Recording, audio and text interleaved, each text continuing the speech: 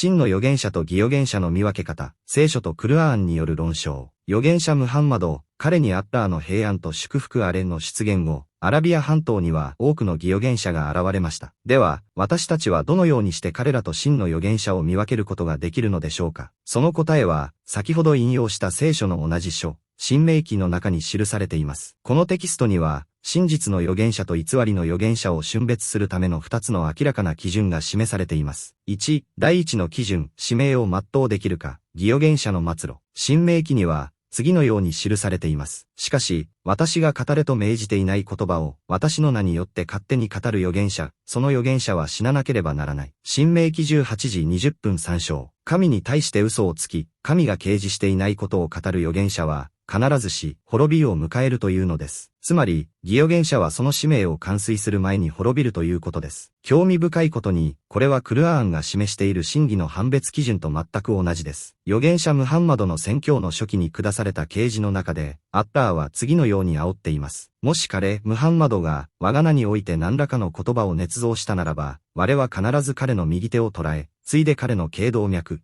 命脈を断ったであろう。クルアーン第69章アルハッカ、44から46節。マッカ時代に下されたこの章は、偽預言者は使命を終える前に滅ぼされることを断言しています。では、実際にはどうなったでしょうか。預言者様、彼にアッラーの平安と祝福あれは、メッセージが完全に伝えられ、次の啓示が下るまでなくなることはありませんでした。今日、我はあなた方のために、あなた方の宗教を完成し、あなた方に対する我の恩恵を全うし、イスラームをあなた方の宗教として満足した。クルアーン第5章アルマアイダ、3節。メッセージは伝えられ、法、シャリーアは完成しました。預言者様が亡くなられたのは、この説が下されたわずか数日後のことでした。これこそが第一の相違点です。真の預言者は、神から託された使命を必ず全うするのです。2、第二の基準、預言は的中するか。同じく申命記には、第二の基準が記されています。もし、あなたが心の中で、どうして私たちは、主が語られたのではない言葉を見分けることができようかというなら、その預言者が主の名によって語っても、そのことが起こらず、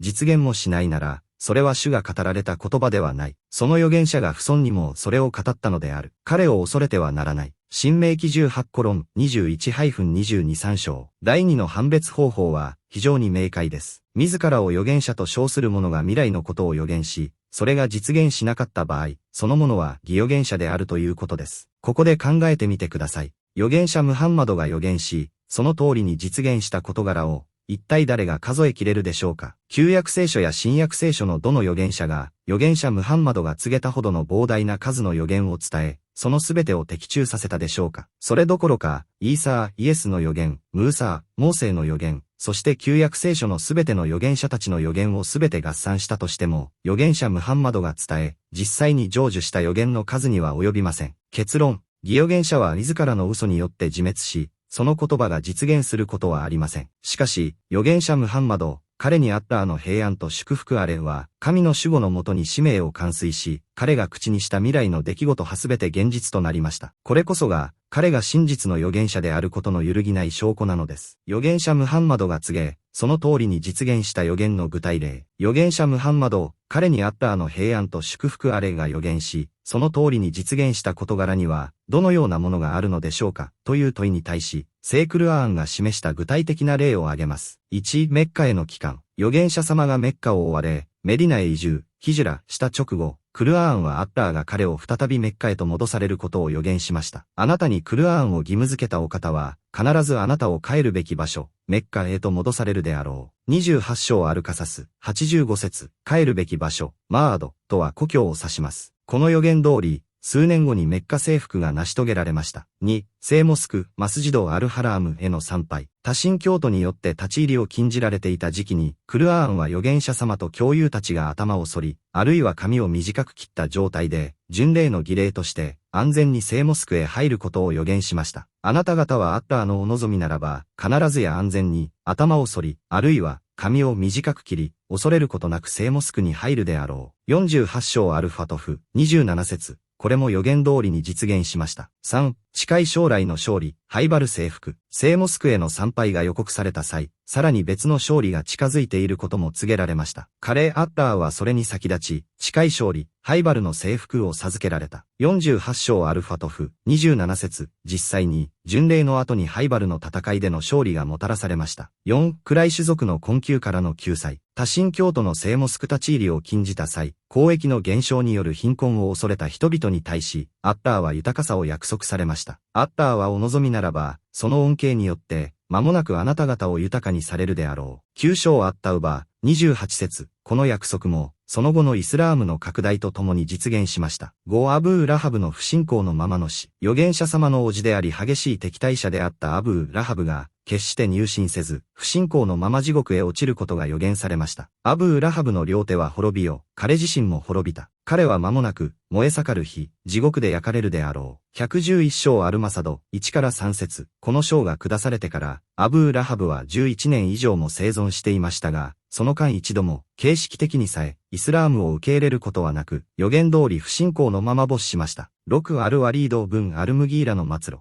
ハーリド・ブン・アルワリードの父であるアルワリードについても、不信仰のまま死ぬことが予言されました。我は間もなく彼を盛る、地獄で焼くであろう。74章アルムッタッシル、26節、彼はクルアーンに深く心を動かされた経験があり、息子のハーリドのように入信する可能性はいつでもあり得ました。しかし、予言は彼が拒絶し続けることを告げ、その通りになりました。また、彼は多くの子宝に恵まれ、さらなる増員を望んでいましたが、クルアーンはそれを否定しました。さらに、子供を増やすことを彼は望んでいる。だが断じてそうはさせない。74章アルムッタッシル、15から16節。その後、彼に新たな子供が生まれることはありませんでした。7、ビザンツ帝国、東ローマの勝利。当時、大国ペルシアに敗北し、滅亡寸前だったビザンツ帝国が、数年、3から9年、以内に逆転勝利することを予言しました。当時の勢力図からは、不可能に思われた出来事です。ローマ人、ビザンツは敗れた。だが彼らは敗北の後、数年、ビドゥのうちに勝利するであろう。30章アップーム、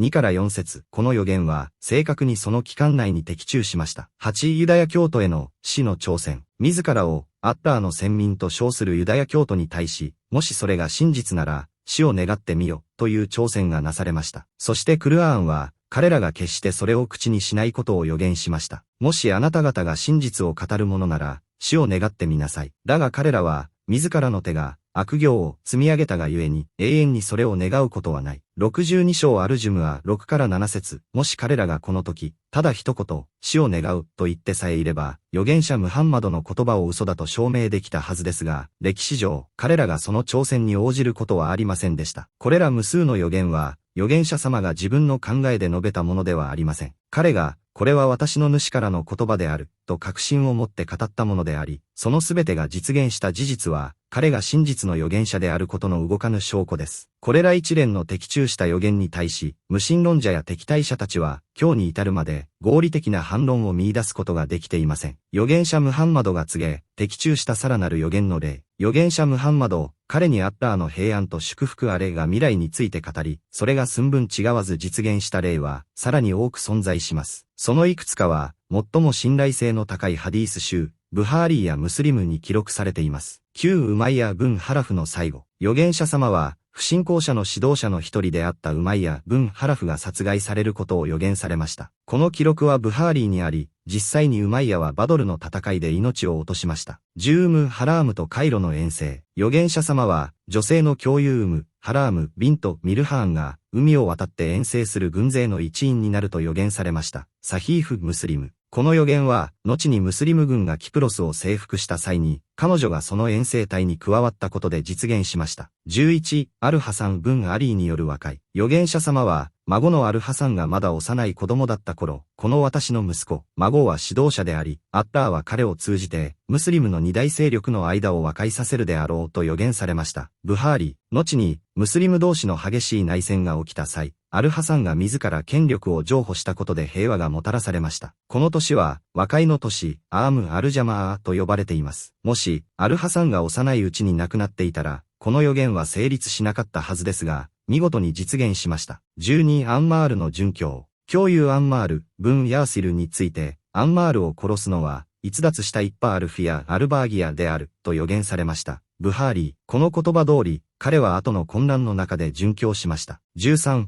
指導者たちの殉教。預言者様は、ウマル、ウスマーン、アリー、タルハ、ズバイルといった主要な教友たちが、畳の上、病床で死ぬのではなく、殉教者、シャヒードとして死ぬことを示唆されました。歴史が証明する通り、彼らは全員、暗殺や戦いの中で殉教し、予言は現実となりました。14、ハーティブの密書事件。教友ハーティブが秘密裏にメッカの多神教和田へ送った手紙について、預言者様は啓示によってその存在と場所を言い当てました。教友たちが預言者様の指示した場所へ行くと、そこには予言通りの状況で手紙を持った女性がいたのです。ブハーリー。15、ムータの戦いの指揮官たち。ムータの戦いにおいて、預言者様は戦地から遠く離れたメディナにいながら、3人の指揮官が次々と戦死した様子を、それが起こった瞬間にリアルタイムで人々に伝えました。16、ペルシア王キスラー、コスロ王の死。大帝国ペルシアの王キスラーが亡くなった際、預言者様はその日のうちにメディナで彼の死を告げました。後に、実際にその日に王が死んでいたことが確認されました。17、ネグス、アビシニア王の死。預言者ムハンマド、彼に平安と祝福あれは、アビシニア王ネグス。イスラム教徒を守り、後にイスラム教に改宗したキリスト教徒の王が亡くなった日に、彼の死を予言しました。預言者はメディナにいた当時、ネグス王から遠く離れていたにもかかわらず、この知らせをみんなに伝えました。しかし、預言者ムハンマド、彼に平安と祝福あれはネグス王の死を予言し、彼の魂のために不在者のための祈り、不在者のための祈りを行いました。結論、真実の預言者と偽りの預言者の決定的な違い。これらは、最高度の信憑性、神聖な伝承経路をもって伝えられている数百の預言のほんの一部に過ぎません。預言者ムハンマド、彼にアッラーの平安と祝福あれが語った未来の出来事は、現在進行形で的中し続けています。ここで、冒頭の問いに戻ります。真実の預言者は、神の守護によって未来を預言し、それは必ず実現します。一方で、偽りの預言者は、不尊にも神の名を語って預言をしますが、それは実現せず、最終的にはアッラーによって見捨てられ、恥ずかしめを受けることになります。この、預言の的中という事実は、客観的かつ論理的に見て、彼が自分の意思ではなく、万物の創造主からの啓示に基づいて語っていたことの揺るぎない証拠なのです。タウラート、立法におけるさらなる出現予告、パラン、ファーラーンの地について、タウラートの中に、預言者ムハンマド、彼にアッラーの平安と祝福あれに関する他の記述はあるのでしょうか。その答えは数多く存在します。再びタウラートの新明記を見てみましょう。イスラエルのコラの兄弟の間からムーサー、モーセのような預言者が現れるという予告から数章後に、啓示の光が下る場所を特定する驚くべき一節が現れます。そこは、イシュマエルが住んだパラン、ファーラーンの地です。1.3つの聖地での光、新明記33章2節。テキストには、次のように記されています。主は市内から来られ、セールから彼らに向かって登り、パランの山から光を放たれた。万の聖者の中から現れ、その右の手には彼らのための燃える砲、シャリーアがあった。この3つの場所は、それぞれ偉大な啓示が下った場所を象徴しています。市内から来られた、ムーサーがシナイ山で受けた立法、タウラートを指します。セールから登られたセールはパレスチナ近郊の山々を指し、イエスに下された福音、インジールを象徴します。パランの山から光を放たれたパランこそが、預言者ムハンマドに啓示が下ったメッカの地を指しています。2、パラン・ファーラーンがイスマイルの地である証拠。パランがイスマイルの住んだ場所であることは、タウラート自身の創世記21章によって証明されています。アブラハムの妻ハガルと息子イスマイルが荒野に置き去りにされた際のエピソードです。神が少年の声を聞かれたので、神の使いが天からハガルを呼び、ハガルよ、恐れてはならない。立ち上がって、あの子を抱き上げ、しっかり手を取ってやりなさい。私は彼を大いなる国民とするからである、と言われた。神がハガルの目を開かれたので、彼女は水のある井戸を見つけた。神は少年、イスマイルと共におられたので、彼は成長し、荒野に住み、弓を射る者となった。彼はパランの荒野に住んだ。ここで注目すべき点があります。大いなる国民とするアラブ人、そしてイスラームの共同体の繁栄を指します。水のある井戸、これこそが、メッカにあるザムザムの泉に他なりません。弓を射る者、預言者ムハンマドが教友たちに語られた、いなさい、イスマイルの子らよ。あなた方の父、イスマイルは車種であったからだ。ブハーリーのハディースという言葉と完全に一致します。文盲であった預言者様が、遠い先祖が車種であったという詳細をどうして知ることができたのでしょうか。3、クルアーンとの驚くべき整合性。タウラートが、シナイ・ムーサーの地とパラン・ムハンマドの地を並べて記しているのと同様の表現が、聖クルアーンにも存在します。イチジクとオリーブにかけて、イーサーの地、シナイ山にかけて、ムーサーの地、そしてこの安全な町、メッカン・ムハンマドの地にかけて、95章イチジク章1から3節。アッターは、ムーサーに啓示が下ったシナイ山と、ムハンマドに啓示が下った安全な町、メッカの両方にかけて誓いを立てられています。これは、かつての聖典とクルアーンが、同じ啓示の歴史を共有していることの証左です。タウラートの書書において、パランの荒野に啓示の光が下るという知らせは繰り返し述べられています。パランはイスマイルとその子孫が住んだ土地であり、そこから、燃える方、シャリーヤを携えて現れた預言者は、歴史上、ムハンマド、彼にあった平安と祝福あれ、ただ一人なのです。パランの山から放たれた光が、預言者ムハンマドの到来をこれほど明確に示唆しているのは非常に興味深いですね。ハバクク書における出現予告パランの山とメディナの熱病。預言者ハバククの書、旧約聖書の中にも、次のような驚くべき記述が見られます。神はテマンから来られ、聖なる方はパランの山から来られた。セラ。その栄光は天を覆い、地はオモへの賛美で満ちた。その輝きは光のようであり、その手からは光線が放たれ、そこにオモの力が隠されていた。主の前には疫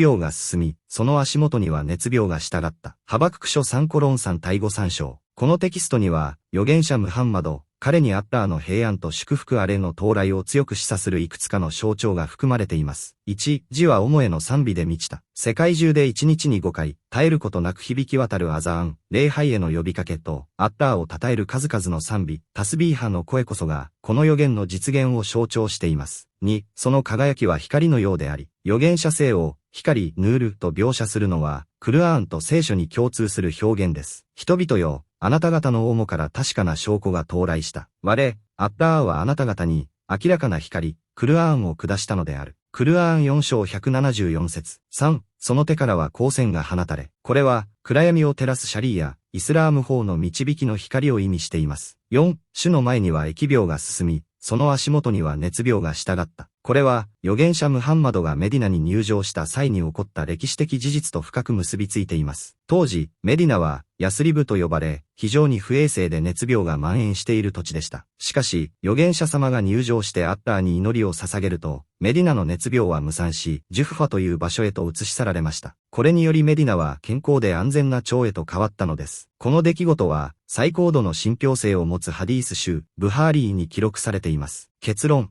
かつてイシュマエルが住んだ場所、すなわちパラン、メッカから啓示の光が昇り、預言者ムハンマドの出現によって世界を照らしました。シナイ、ムーサー、セール、イーサー、そしてパラン、ムハンマド。これら3つの聖地から放たれた光は、一貫した神のメッセージの系譜を示しており、かつての聖典の中に、後の預言者の到来がこれほど鮮明に刻まれている事実は、誠実な探求者にとっての大きな因となるのです。